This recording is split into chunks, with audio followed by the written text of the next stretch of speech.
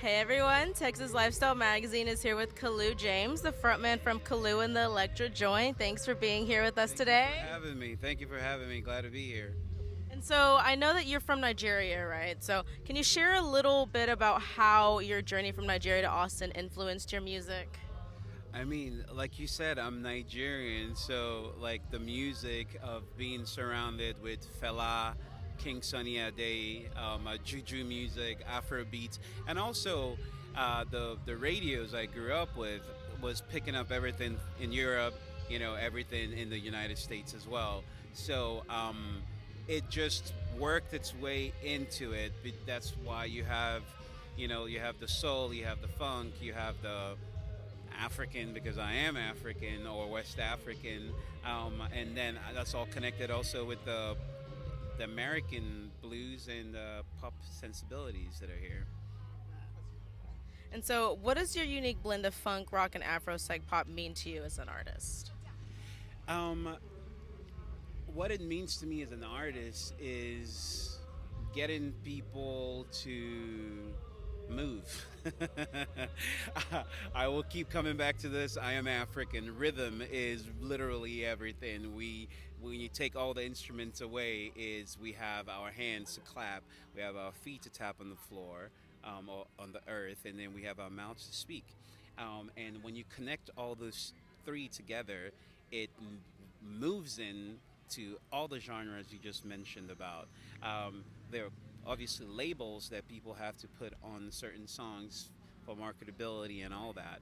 For me, I am just writing music that I want to hear and at the same time picking up from influences.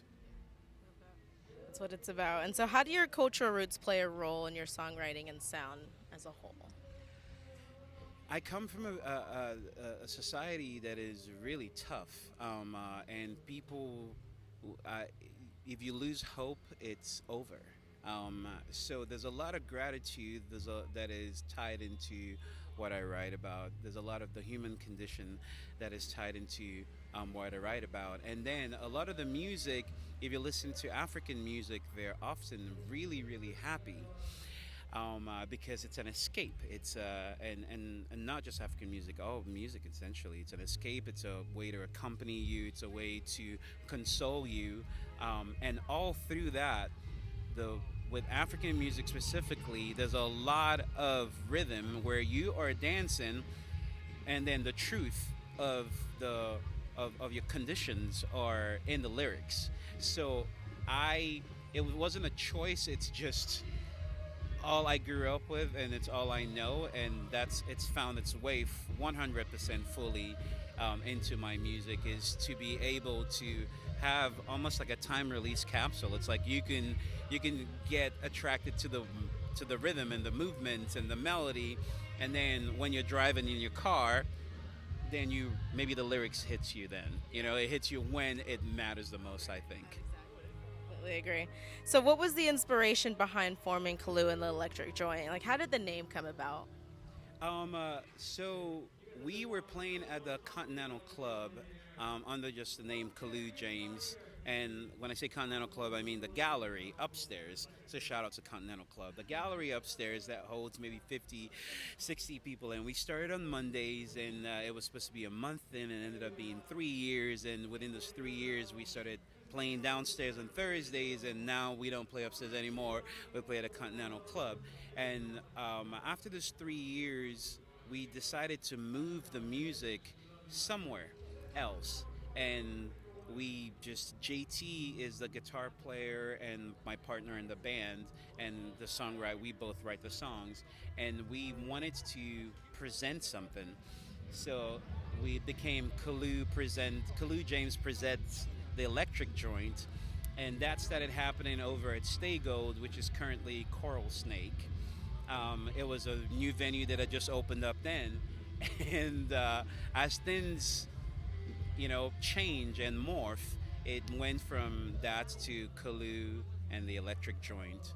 And the name, the joint, usually mostly comes from the idea of a juke joint, and in so many ways the idea of a jukebox, and the fact that you're never really going to hear one two of our songs that sound the same. We're constantly, it's that six. If people remember this, it's that 6 disc CD changer that you had, at the back of your trunk, which is, I guess, a shuffle mode now. But yeah, I think, you know, uh, variety is a spice of life. So I'm always like, what's the next? What's the next trail? That we're gonna step on.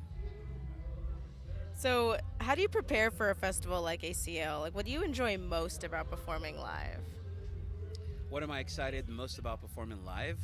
Um, uh, I have been this band and the story of having moved to the U.S. when I was 18 years old and making the conscious decision to move to Austin in 2007.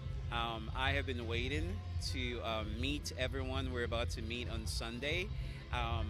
So how you prepare is it's been my whole life, really.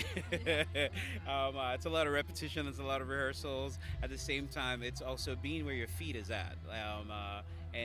And I'm really stoked to be on that stage. When it comes to what song I want, I'm looking forward to performing. Um, I would say like a medley of all of them. If I could have a medley of every single one of them mixed in together, because it's the human condition, it's the human story. Our message is love, it's tolerance, it's joy, it's remaining grateful, it's gratitude, and without disregarding the dark, because I think that that's necessary. Without contrast, there's no perspective. So, yeah, it's gonna feel. I'm excited to beam back to the people exactly who I and they are. It's all a reflection at the end of the day. That's beautiful. And so, can you share any memorable experiences from past performances, like Bonnaroo, maybe? Bonnaroo really had a profound, actually, it had a profound impact on the band.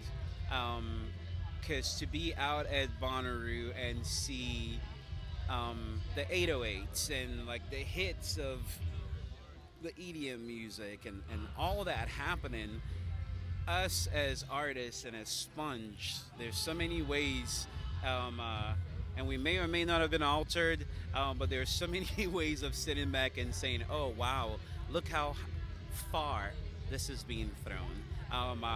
Got to see Childish Gambino perform, which is absolutely incredible, just next level, and I pretty sure he probably left in a helicopter right after the show, which is just like chef's kiss. So I can't.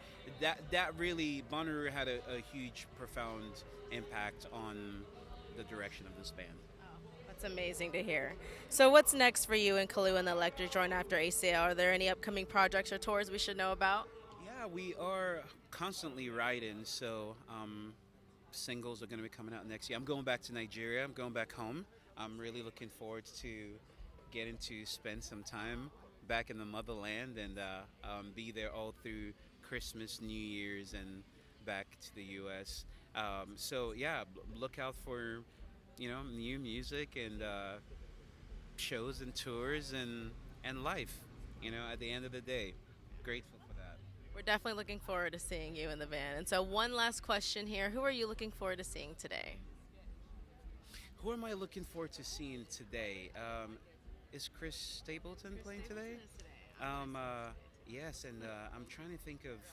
I had a whole list that I'm forgetting. Also, festivals are all about discovery. So for me, I'm following my ears, and I always say that because there are also a lot of people here who don't know of us as a band, and following their ears is what's gonna bring them into the Tito's tent on Sunday. So I have to do my part.